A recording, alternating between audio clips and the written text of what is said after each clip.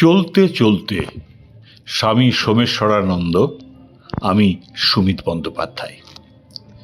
বিজ্ঞান ক্লাসে প্রায়ই বেঞ্চে দাঁড়াতে হতো উল্টোপাল্টা প্রশ্ন করায়। স্যার পড়াচ্ছেন মাধ্যাকর্ষণ শক্তি, সূর্য টানছে পৃথিবীকে, পৃথিবী চাঁদকে। জিজ্ঞেস করলাম, কেন টানে স্যার? এই শক্তি কেন রয়েছে? পৃথিবী না ঘুরলে তার এমন শক্তি থাকতো? আরেকবার জোয়ার ভাটা ব্যাখ্যা শুনে প্রশ্ন করেছিলাম, আচ্ছা স্যার, বাড়ির বাথরুমে বালতির জলকে চাঁদ আকর্ষণ করে না কেন? শাস্তি ভোগ করলাম বেঞ্চে দাঁড়িয়ে। তপন আমার অন্যতম প্রিয় বন্ধু। ওকে তপু বলে ডাকতাম, ও আমাকে রানা বলে। বারবার বলতো, আচ্ছা কেন এমন প্রশ্ন করিস? পড়তে হয় পরীক্ষায় ভালো মার্কস পাওয়ার জন্য। হাসতাম শুনে, ধুর, এসব জেনে কিচ্ছু হবে না। তপু পড়ায় ব্রিলিয়েন্ট, প্রতি বছর প্রাইজ পেত। আমায় বলতো খেলা কমিয়ে পড়ায় জোর দিতে, জীবনে প্র্যাকটিক্যাল হতে বলতো। উচ্চ মাধ্যমিকের পর তপু ভর্তি হলো শিবপুরে। আমি কোনো ইঞ্জিনিয়ারিং কলেজেই চান্স পেলাম না। দুঃখ পেয়েছিল তপু। ঘনিষ্ঠ বন্ধু ছিলাম, আর হয়তো দেখাই হবে না জীবনে। পরে সে জার্মানি গিয়েছিল উচ্চশিক্ষায় শুনেছিলাম।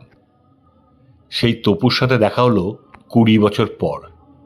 আমি তখন স্বামী সোমেশ্বরানন্দ। ব্যাঙ্গালোর গেছি এক বিদেশি কোম্পানিতে ক্লাস নিতে। এয়ারপোর্টে এক সিনিয়র ম্যানেজার এসেছিলেন রিসিভ করতে। তার মুখটা দেখি মনে হলো চেনা। জিজ্ঞেস করলাম, এই তুই তপু না? তিনি অবাক হয়ে তাকাতেই তাকে জড়িয়ে ধরে বললাম, আরে আমি রানা, ছোটবেলার বন্ধু। তপু বারবার আমার মুখ আর পোশাকের দিকে তাকাচ্ছিল। বিশ্বাস হচ্ছিল না। তপুর বিশাল গাড়ি করে যেতে যেতে জিজ্ঞেস করলাম, আচ্ছা কোথায় নিয়ে যাচ্ছিস আমাকে? এক হোটেলের নাম করতে বললাম। আচ্ছা হোটেলে কেন রে? তোর বাড়িতে জায়গা হবে না? জমিয়ে আড্ডা দেওয়া যেত। তপু বিষাদে সুরে উত্তর দিল, আমারও তাই ইচ্ছা, কিন্তু তুই তো হলি আমার বসের গেস্ট। দ্বিতীয় দিন তপু নেমন্তন্ন করেছিল রাতে খাবার জন্য। বিশাল ফ্ল্যাট, সাহেবের মতো চালচলন, মেশিন দিয়ে দাড়ি শেভ করে, পাইপ মুখে ভারী গলায় কথা বলে, বাড়িতে 2টো কুকুর, ইংরেজি ম্যাগাজিন পড়ে, ঘরের মেঝে কার্পেটে ঢাকা, এসি মেশিন নিঃশব্দে চলছে, জানলায় বড় বড় পর্দা, দেওয়ালে কাঁচের আলমারি, উপরের তাকে ম্যাডোনার ছোট মূর্তি, নিচের তাকে মদের বোতল ও পানপাত্র। আর আমি এখনো বাঙালি রয়ে গেছি। কুকুর দেখলে ভয় পায়, সর্ষে বাটা মাছের ঝোল খেতে ভালোবাসি, জীবনানন্দের রূপসী বাংলা পড়ে আনন্দ পায়, রাস্তায় দাঁড়িয়ে ফুচকা খেতে বড়ই তৃপ্তি। খেতে খেতে গল্প হচ্ছিল খুব। তপু তখন অনেক সহজ, বলল, রানা তুই শেষ পর্যন্ত জিতে গেলি রে। উত্তর দিলাম, না রে, আমরা দুজনেই সফল। তুই রাজপ্রাসাদের কর্তা হতে চেয়েছিলিস, আর আমি পাখি হয়ে বিশাল আকাশে উঠতে চেয়েছিলাম। ভগবান আমাদের দুজনেই মনোকামনাই পূর্ণ করেছেন।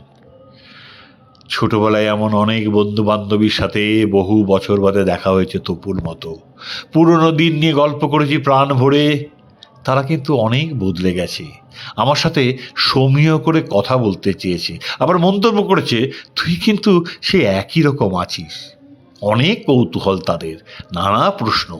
আর আমি অনুভব করেছি, মানুষ তার মনের গভীরে ছোটবেলার মতোই থাকে, মুক্ত, আনন্দময়, ভালোবাসায় ভরা।